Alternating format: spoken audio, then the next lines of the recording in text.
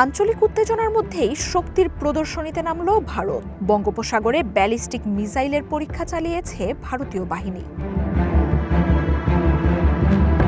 NDTV বলছে, মঙ্গলবার পরমাণু শক্তিধর সাবমেরিন থেকে মধ্যম পাল্লার ব্যালিস্টিক মিসাইলের এই পরীক্ষা চালানো হয়। K4 মিসাইলটি INS আরিঘাট সাবমেরিন থেকে উৎক্ষেপণ করা হয়।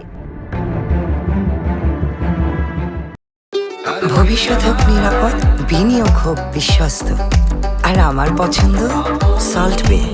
ওয়েলকাম টু সল্ট বে।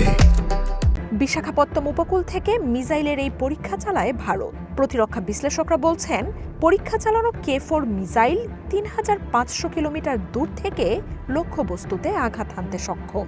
সমুদ্রভিত্তিক মিসাইল শক্তিতে একে নতুন এক মাইলফলক বলে জানাচ্ছে দেশটি। সাবমেরিন ভিত্তিক এই ব্যালিস্টিক ক্ষেপণাস্ত্রটি গত বছর ভারত নিজেদের বাহিনীতে যুক্ত করে। এর মাধ্যমে ভূমি, আকাশ ও সাগর থেকে মিসাইল উৎক্ষেপণকারী দেশগুলোর তালিকায় প্রবেশ করেছে দিল্লি। ভারতের বহরে যুক্ত হওয়া K4 সাগর থেকে উৎক্ষেপণকারী সবচেয়ে বেশি দূরত্ব পাড়ি দিতে সক্ষম মিসাইল। ২.৫ টন ওজনের পরমাণু শক্তিধর ওয়ারহেড বহন করতে পারবে ক্ষেপণাস্ত্রটি। মার্জিয়া উপমা, ওয়ান ইন্টারন্যাশনাল ডেস্ক।